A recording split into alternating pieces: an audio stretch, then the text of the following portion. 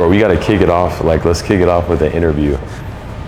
Like, I'll just ask, we'll just keep the conversation going. But like, I'm gonna be like, yo, so Flynn, how does it feel making $32,000 in 1 month at 16, bro? Bro, it feels like I didn't even think it was possible, you know, a few months before, right? And then now it just opens up so many more opportunities. You know, I moved to Miami literally 2 days ago, bro. Yeah. But I mean, it's great. It just gives you the freedom to do what you want and actually, you know, live how you want to live. What would you say gave you like the bravery to move to Miami at 16? Because you said your friends even backed out, right? Yeah, well, the thing is, bro, it's like, okay, I could stay in Hawaii, you know, maybe do 30K a month consistently. But the thing is like, if you want to get to the next level, you have to make yourself uncomfortable. Yeah. And a lot of people too are scared to make themselves uncomfortable. You know, they're scared to put their back against the wall and spend a couple thousand on a mentor or something. But if you don't do that, you're gonna be exactly where you are right now. Yeah. Would you say it was beneficial to hire a mentor? Yeah, 100%. I wouldn't have learned, you know, the stuff I did it so quickly without, you know, hiring a mentor, without hiring our coach to teach me what they know, what they've, you know, went through, and then actually how to scale up quicker. What was the most you made in a month, like before doing online coaching? Well, before I was doing low ticket coaching, right? And I was doing like $600 a month. Yeah. And it was like, and that was good for me at the time too, $600 a month. And I thought, okay, you know, I see people making 100K a month. Like I saw you making all this money, and I was like, okay, let me just learn from them. Yeah. What would you say is the biggest difference going from like 600 a month to 32,000 in 1 month?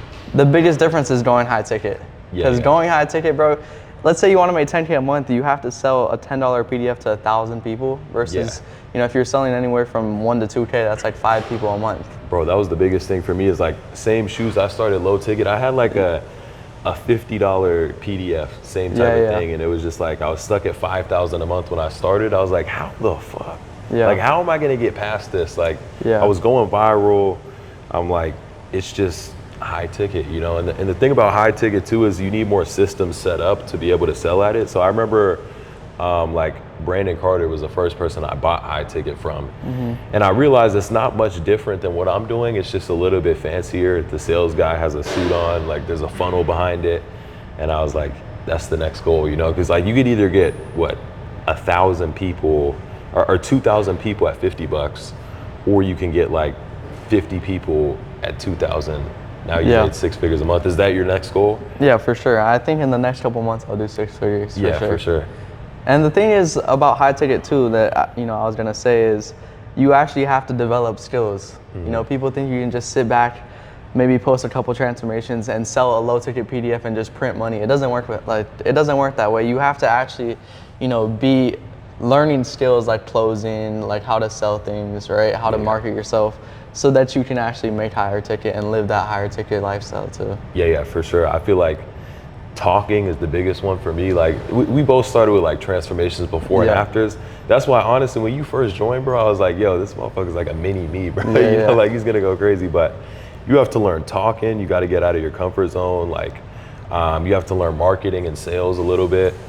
And then once you have those, it's like you can kill it in really any industry. We could turn around and be like car salesman tomorrow. Yeah, for sure. And still make a living, you know. Car salesman, or I mean, same thing. Marketing, like you were saying, marketing is super important too because I mean, you can go viral doing like pranks and stuff, but who's actually gonna, you know, pay you for that? Learning how to go viral for the right reasons so that you can actually monetize it is super important. And that's what most people don't understand is like a nurtured audience versus an unnurtured audience. Like it's better to have 10,000 nurtured followers who are all about self-development than like 100,000 followers from fucking prank videos, you know? Because like, what are they gonna buy? Exactly. You know, like, and if you're not using social media to make money, you're just a consumer, and like you're just you're consuming everyone else's content, but you're not putting out your own content.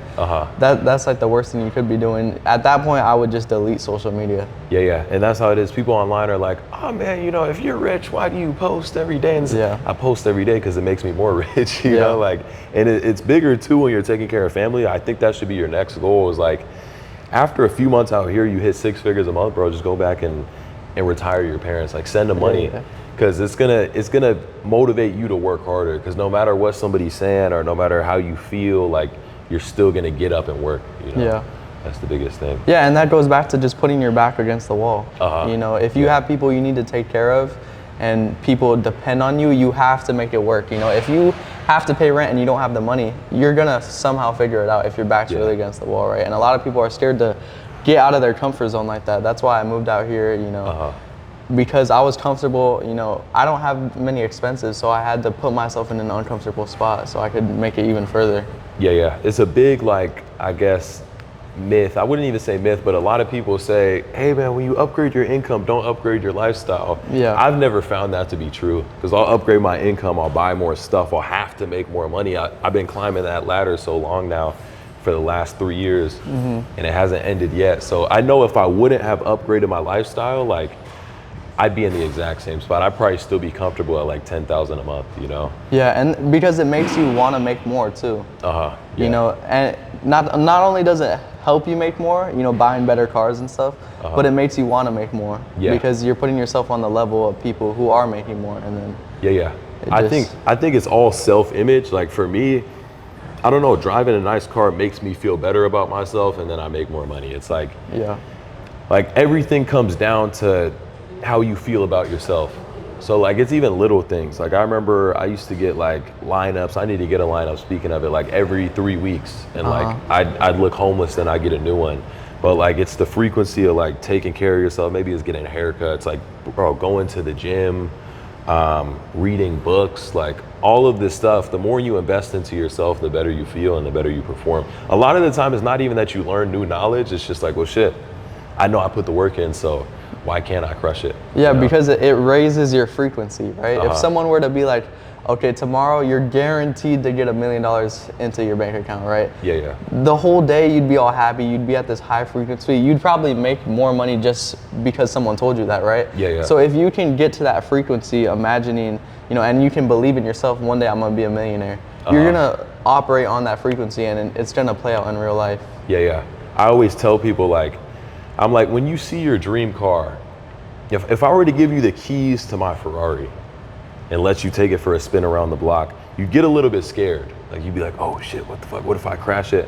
That feeling is what you need to get rid of to get the things you want. That's what I always tell people. So Albert Einstein said it. He said, vibrationally align with the things that you want, and you can't help but get it. He said it's not philosophy, it's physics. So I used to go to the Rolls-Royce dealership, I always say this, and I'd just sit in the cars, and at first I would feel like I didn't deserve it. I was like, oh shit, like, damn, this is a Rolls-Royce, like, I don't want my shoes touching it. And then after doing that enough times, I guess I hypnotized myself to think like, yo, I can't have this car.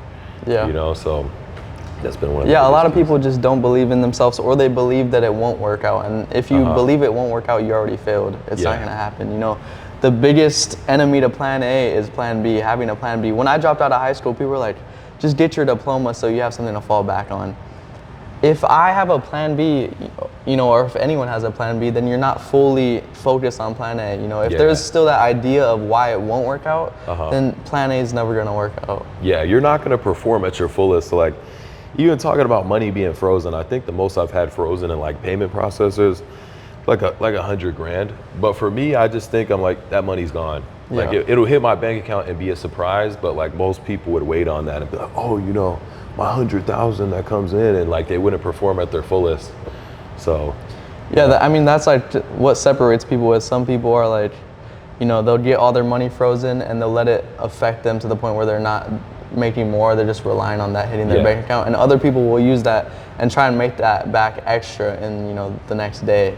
Right? And that's like everything too. Some people will go through something tragic and then use it as motivation to fuel them, whereas other people will turn around and, you know, their life will fall to pieces. Yeah, bro, I always tell people, like, my exact reason for becoming successful is most people's excuse for not becoming successful. So like, even me, like my dad passing away, like that was my biggest motivator to make something happen, you know. But I get people that DM me like, Vince, you know, my dad passed away and my life is falling apart. I'm like, bro, you used it as a fucking excuse. Like, I used that shit to push me. And they see the difference and they're like, oh wow. You know, so everything really is mindset. I know it sounds like repetitive and cliche, and I didn't even understand it fully probably until like 120,000 a month, even at 100. But it's like your mindset creates the result. If you don't have that in line, you're going to be almost paralyzed, because it's not just action, it's intentional action. Like, it's taking action and also actually thinking you'll pull it off, even if you don't know the how. But most people are just taking pointless action. Like, oh, you know, I'm going to do this, that. If pointless action worked, like every plumber, every electrician, I mean, everybody working labor jobs would be rich, you know, so. Yeah, I get the question, Flynn, you know, should I work harder or work smarter?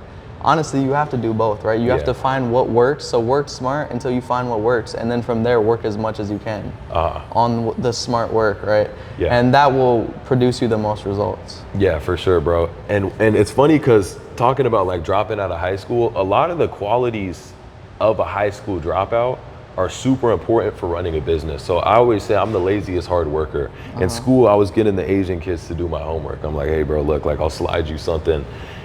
In real life, like with business, you know, I don't do my own sales anymore. I have a setter, then a closer. I don't even onboard them anymore. I pay some guy to do it. Yeah. And those principles are looked at as failing when you're doing that in high school, but in the real world, delegation's super important.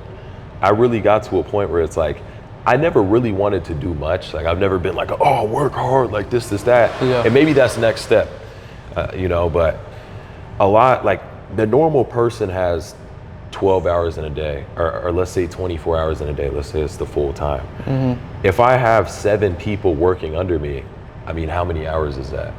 And I don't even have to work, you know? So I'm already outperforming the average person who's working their ass off with every waking hour, and I'm waking up at 12 p.m. You know what I mean? Yeah, like, exactly. This is how it works. Yeah, I mean, a lot of rich people delegate their whole lives, right? Yeah. A lot of successful people, I mean, people will say like, oh, you need a degree to do this or whatever. You can hire those people if you have enough money, right? And you're making enough money.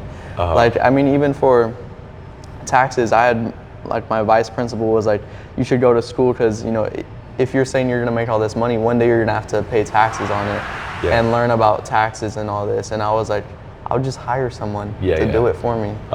That's what everybody does. Like, even Boniface sent me a tax guy. He's like, yo, Vince, give this dude, 1,000 and this is that. I was like, oh, okay. But yeah, bro, where was I going with the last thought? It was back to delegation.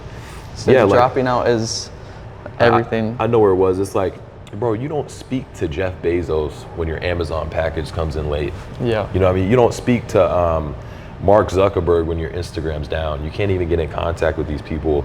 They're doing whatever on their yacht, like chilling. And they built this entire, like, living, breathing organism that just works for them. So I guess the number one thing, being around like 8-9 figure entrepreneurs, even seeing them in person, a lot of them are kind of fucking around. Like, they're just kind of like, yo, I went to Brad Lee's office. He's like, yo, Vince, see how hard you can squeeze this thing and see what number you get. I'm like, what the fuck? Like, you would think all these people are like, nah, their whole team's doing that. They have a whole building of people doing that. Yeah. And they're just chilling. So it's pretty cool. Yeah, one thing you told me yesterday was work on the business, not in the business, right? Yeah. So delegate things, right? Hire people to do things for you so that you can raise the value of the company that you're working on and just how much money it's making in general, right? You have to work on it and not actually in it doing all the little small tasks. Yeah. And I guess to clarify that, like, there's a time frame where you have to work on it when you're first starting out, because you don't need to be hiring people yet. So like for me, even with Six Figure Fitness, bro, I was taking every onboarding call. Like, I was taking every single sales call. Like, I'm taking multiple calls with people to make them feel comfortable. But that's when you don't have a lot of leads and people don't trust you yet. You have to build your reputation and make sure everybody gets the best results. So at first you have to work on the business, but like, to scale to a certain level, I knew all I could do myself was 6 figures a month, like with just me. Like, I knew my maximum potential when I was working my hardest, like undoubtedly, like boom, wake up, like get to work, gym, back to meetings, was 100,000. So like, I knew to get past that point, like you said, I had to work on the business. So there's a certain time when you switch from fully working in it to working on it. But yeah, right now I'm just I'm doing it all myself still, and then once I scale up, then I'll start delegating and stuff like that. But I mean, especially out here now, I have my own spot. I can really just focus and lock in on doing the work myself. Yeah, this was the same spot where I kind of locked in, like changed everything and hit my first 6-figure month with just me. So like it's the perfect environment, bro. Like same thing as you. When I moved in, it wasn't as smooth as you're moving because like I didn't know about all this shit like TaskRabbit and this, that. So like I'm just fucking ordering shit. I'm going to the store, and I had one of my first mentors, his name's Zay. He runs like a car rental fleet or something like that. And he was the first person I saw doing 6 figures a month in Arizona. He's like, Vince, use Instacart. What are you doing? Like, why are you going to the store? I was like, oh shit, what the fuck? I clicked this. I'm like, oh, bro, everything is delegation. I Uber Eats, McDonald's, that shit's 2 blocks down. Like, I could get in my car and drive down and get it and come back, but I'd rather just spend the $30 because let's say you make, let's actually do the math. Let's say you make 10,000 a day, right? 10,000 a day divided by, I sleep like 12 hours. 12 hours, that's $833 a day. Why would I, instead of chilling, making $833 a day when I'm fully focused, go out of my way to ride to McDonald's and like not just spend the 30? It gets to a point it doesn't even make sense. You know, and there's levels to delegation too, to where like some people are on private jets. They're like, oh, this jet's 40,000, but like it doesn't make sense for me to wait in a line at the airport and like, you know, not have Wi-Fi or whatever it is. And it's like, that's the level I want to get to. Yeah, there's different levels to it for sure. If you're making $800 an hour, $30 is nothing. Yeah, it's just like, it's like you don't even think about it. Even nowadays, bro.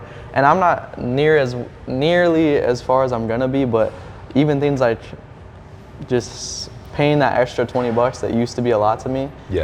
It's nothing now, bro. And that's like the most freeing feeling. It's just like, oh, you don't have to care about an extra $15. Bro, I'm dead. Like I'm literally probably Uber Eats top customer. Because it's like I get it 3 times a day. My girl gets it 3 times a day. Like, bro, every time I have like a complaint, they're like, Vincent, our valued loyal customer, we know that you're right. Like, we don't want to lose you. I'm like, oh shit. I'm trying to, it's not loading, but yeah, bro, like with everything. And I want to get a driver soon, I'm not gonna lie. Really? Like just a driver just to chill in the back. I don't even like driving anymore. Yeah. Bro, I want to delegate I told my girl this the other day. I know this is crazy. I was like, I want to delegate my whole life so much. Let me repeat it. I want to delegate my whole life so much I don't even have to wipe my own ass, bro. You know, like you're just fucking existing and printing money. But that's what these top dudes do. Like, bro, they just fucking float around and anything you don't want to do, you don't have to do once you get to that level. You know, when you're making a lot of money, you don't have to talk to people that you don't want to. You don't have to go to different events that you don't want to because you know, you have your own thing going, which is nice. Yeah, and like I was kind of like that even before money, where like I was pretty antisocial, bro. I wasn't the person that was hanging around the crowd and like going to parties. I was just like, I don't really want to hang out with these people. I don't really like these people that much.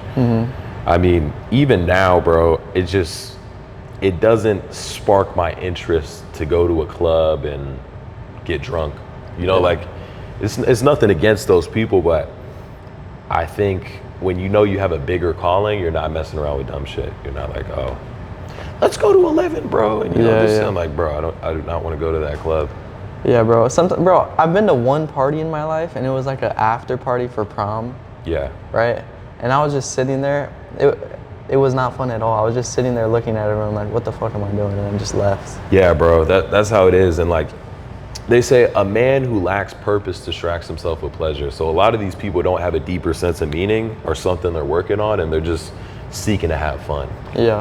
You know, so I think that's common in women, honestly. Like my girl's like, oh, I want to go here and I want to do this and I want to do that. I'm just not like that. People ask Vince, what do you do for fun? I'm like, bro, I just fucking focus on upgrading the business. Like that's it. Yeah, well, that's because women, bro, they're born with, you know, what they have, right? Like as a man, you have to build yourself up, right? So you don't have time to be going to the parties and stuff. And if you have a deeper purpose, you know, you're gonna be even more locked in, especially if something's rooted in it. Like if, you know, you're working to free your mom from her job, right? You're gonna be way more locked in. You're not even gonna think about wasting time. Yeah, bro. And that's another thing I was gonna explain to you is like when you retire your mom, bro, it's like, it's so cool seeing a woman who has to be masculine and has to work, you know, 2 jobs to take care of me and my brothers. to turning them feminine by providing for them. Yeah. You know, so that's what I kind of saw with my mom. That's what I saw with my girlfriend. And it's cool how like your mom can go from loving you, but like you're my son, to like loving you and looking up to you. Like, holy shit, like whatever you say goes, you know, you provide for my life. So yeah, it's only the beginning too. Yeah, bro, I'm excited to retire my mom. Yeah, that shit's gonna go crazy. How much were you making when you actually retired your mom? Oh, like 70,000 a month. And then what, you just sent her money, or you just said you I was never just gotta like, work again? I was like, hey mom, do you want to work? I called her. She's like, oh Vincent, I already have 2 jobs right now. She thought I was asking her to work a job. You know what I mean? She's like, yeah, I already have 2 things that I'm doing right now. I'm like, no, but like, do you want to keep working the jobs? Yeah. Hey Vincent, actually, you know, I'm gonna think about it for a little bit and get back to you. And then like she calls me 2 days later. She's like, actually Vincent, I don't really like working that much. You know, it's not something I want to do. I was like, okay, how much you need? How much you need me to send you? I'm thinking like 10,000, bro. I don't know. When you get to Miami, it's like, oh, 10K is what people need to live. Oh, if you could just send me, you know, $1,000, send you 2,000. How much is the mortgage? 1,500. And then there's others. Here's 2,000. Like, yeah, bro, that's the thing. And even moving out here, I realized this last night. It was like, there's Huracans and just Lambos everywhere, bro. It's nothing, right? Whereas in Hawaii, if you have a Lambo, you're that guy, right? So if I'm out here and I'm like, even if I am mediocre and just have a Lambo, bro, that's way better than what it would have been if I stayed in Hawaii, right? If I were to have got a Lambo in Hawaii, it'd be like, okay, I'm comfortable because I'm that guy. Here, you gotta keep working to get there. I always say, like, you could either be a little fish, or you could be a big fish in a little pond, or you can get into a bigger pond and grow. Like, out here, I remember I had the I-8 in Arizona, and I was like, fucking everybody knew me, and they're like, oh, that guy, you know. And then I get a Huracan in Miami, I'm just another civilian, you know. But it's a good feeling when you're a winner, because you want to be around winners. You don't just want to be praised, and you don't want people to be jealous, like, this dude's doing too much, which you'll get that too. Out here, there's just none of that. It's just like, oh hell yeah, bro. You know, when I got my Huracan, people above me were like laughing at me. Like, even out of support too, sometimes like, oh, you still got a little. I remember when I got my first little Huracan, you know, and I was like, ah shit, I gotta fucking go harder. But you wouldn't be hearing that in a smaller town. They'd just be like, oh, whoa. Yeah, honestly, bro, I think the most important thing that you can do once you start making a decent amount of money is get out of your hometown. Yeah. You know, get out of your hometown, put your back on the wall, and become uncomfortable. You know, that way you can grow from that experience. Yeah, no, I became a man when I moved to Miami. I was still like, honestly, like a kid, like messing around a little bit, and like I could even look back at videos from 2 years ago. I just looked like I wasn't who I am right now. Yeah. You know, and like that change is gonna happen for you over the next like 2 years, where you're gonna look back and be like, holy shit, like I got here, I was just a little kid. Now I'm doing big shit. So it's exciting. Shit's exciting, but yeah, let me see. Let's get it. I think we got good shit. Yeah, that was good. You have a call at 12? Yeah, at 12. But yeah, there was at least some stuff. Bro, I realized like after filming enough podcasts, you just start to like talk as if it's a reel. Yeah. You know what I mean? Like you imagine it, like you say a point and then you have to like explain it a little bit, and then like I imagine it being a reel already. I just, you know when the reel starts, you know when the reel ends, right? You know, I know what you mean. Yeah, bro. But we could even upload this as like a damn YouTube video. Yeah, bro. I get a lot of people asking that. I may as well upload it as that.